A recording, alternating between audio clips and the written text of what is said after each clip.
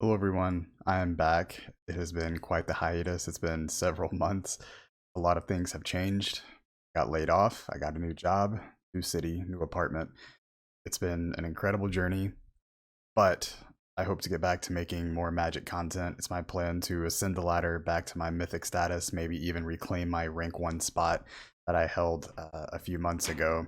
And I really just want to ensure that I am delivering excellent content for everyone here and for my very small viewer base of 58 subscribers. I certainly hope I can earn your subscription moving forward into the future. So I've been lurking though this whole time in the background. I've played a few games here and there. I've kept up with the news, kept up with the cards, and there's just been a few changes since I stopped playing competitively a few months ago. First, we had the Lord of the Rings set come out, the whole Universes Beyond debacle, and maybe I'll make a video about that in the near future. However, this article, whenever I check Magic news, this article caught my eye. And you see this, what, every couple of months, something like this, maybe even more often, will pop up. MTG players suspect Wizards is reprinting reserved list cards.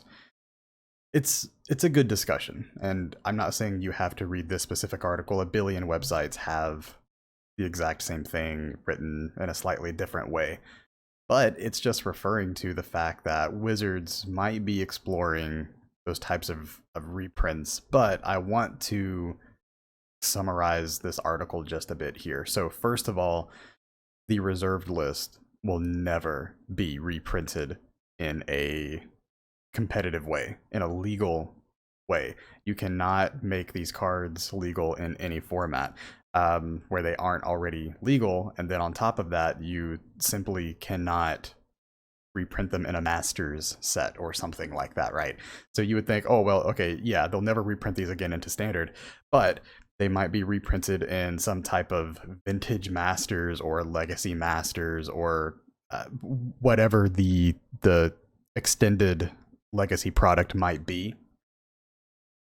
These are just going to be insanely expensive proxies, like we've seen before with the whole Magic 30 controversy, printing, Black Lotuses and various others, essentially cheap proxy cards. That's just not something that we are going to see again in the near future, but they may be going to a place where they print these in secret layers, or maybe even include them in collector boosters or something like that. But these cards are not going to be legal in any way, shape, or form in tournament play. So it's a bit clickbaity to look at the reserved list in this way, but let me talk about some reasons why I just do not think we will ever see these cards again in Standard, or while we will never see these cards in any type of Master set. So first, if you look at the state of the game today, especially the Legacy formats or the non-rotating formats, so Pioneer, Modern, Legacy, Vintage, look at how the game is played now and how the game was played, 10 years ago. 15 years ago. Every format has essentially moved up. They even introduced the new format of Pioneer a few years ago, right? And if you look at the cards that were printed in Modern Horizons into the current Modern format, it feels a lot like Legacy from 10 years ago, or 15 years ago even. So essentially what they want to do, and to me this is the strong message, if we look at Wizards' actions, not what they say, but what they are doing, this is the biggest indication that we are never going to see a Volcanic Island reprinted for Modern play, or even just reprinted in some type of Legacy Vintage legal set, some type of, Legacy Horizons or something like that. We'll never see these reprints because these cards are now out of reach for the vast majority of people financially. Magic is already an expensive game, and if you wanted to play Legacy, you are essentially out of luck whenever it comes to getting these cards. Even if you are a relatively wealthy person, you're still probably not willing to spend that much money on these cardboard collectibles unless you have an immense amount of wealth. But as a replacement or something to try to whet people's appetites a little bit, Wizards has essentially printed legacy power cards into the modern format with Modern Horizons.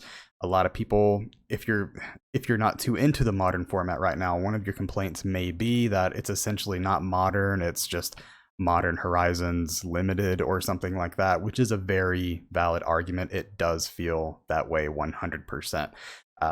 And that's essentially what it is. I mean, most of the decks have their shells built around Modern Horizons. Not all of them. We still see other decks pop up from time to time. If to think of decks off the top of my head, here, obviously Burn is a meta deck and always has been, probably will continue being a meta deck. It's not necessarily built around Modern Horizons. We have other things, Living End, Ad Nauseam, that you see pop up on the combo side of things from time to time. These are not necessarily Modern Horizon decks. But then you start seeing things competitive in this environment too. Let's take Hammer, for example, not necessarily a Modern Horizons deck, although there are cards that are enabling that for sure. But there are decks here not built around Modern Horizons. But if we look at some of the other more popular decks, such as the Rhinos decks or a lot of the 4-color or 5-color lists, those are enabled by standard sets and Modern Horizons. Obviously, Murktide, heavily enabled by Modern Horizons. It starts to feel like competitive Modern is just these sets, and the power level went up tremendously once Modern Horizons was reprinted. And again, my theory for this is the reason they give us these powerful cards in Modern, and is why, the Modern that we knew 10 years ago is now entirely different. It's because they've essentially taken Modern and made it feel like Legacy. So now, if you want the Modern experience from 10 years ago, you essentially have to play Pioneer. So Pioneer is basically the new Modern, and Modern is the new Legacy. So as we look to the future, 10 years from now, if you want that Legacy feel, I recommend go ahead and getting on the cards now before we face another odd reserved list situation where a Ragavan 10 years from now is $1 billion, which they're already expensive, but I don't know if that would happen or could happen, but my suggestion is, if you like Legacy, to simply start playing Modern and embrace whatever this new normal is. If you really miss the slower Modern of 10 years ago, then Pioneer is there for you. And fortunately, Wizards has taken steps in order to make that something a bit more viable with the RCQ series. So most regional championship qualifiers, which is the new competitive system, a lot of those are going to be Pioneer. And some of them are even going to be standard depending on the season that you're in. They're trying to make those formats much more relevant. So in my local area on the East Coast, playing Pioneer is actually very easy. Now, Modern is the preferred format, but it is not difficult to find a place that is playing Pioneer on a weekly basis. Many LGSs around here are doing that. Then again, I am very fortunate to live in an area where I probably have 10 extremely good LGSs within an hour's drive from me. But this is where we're going, and this is why we'll never see the reserved list again. And I know it's extremely fun to talk about and fun to fantasize about, Volcanic Island being reprinted and being able to open a tournament legal copy in a pack. That's just not going to happen unless you want to pay an enormous amount for an unsealed unlimited pack, a sealed limited pack or something to that extent. But we're just not seeing that again.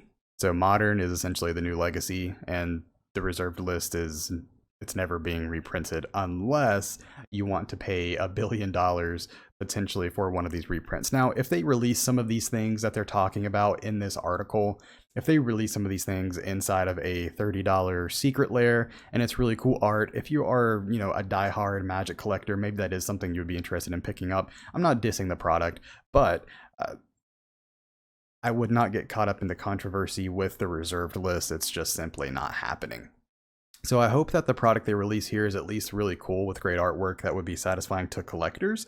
But if you are even remotely a competitive player, this is just not something that you're going to be interested in, which you're probably not interested in most secret lairs, except for maybe the ones that print fetches at a reasonable price, or the ones that print shock lands at a reasonable price as well. Of course, we'll always keep an eye on those.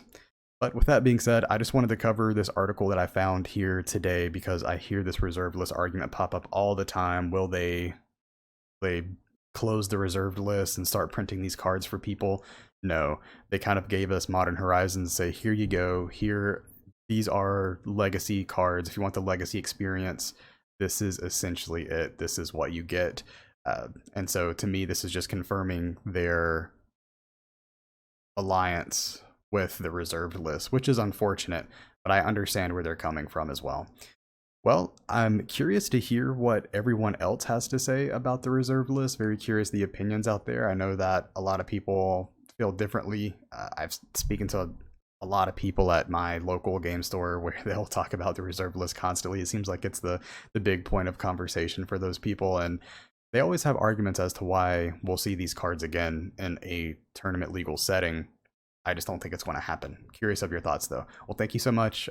Again, this is my first video back. I wanted to cover some news here today, and I'll get back into the gameplay side of things, releasing some arena content here in the near future. Thank you so much, and I hope you have a wonderful day.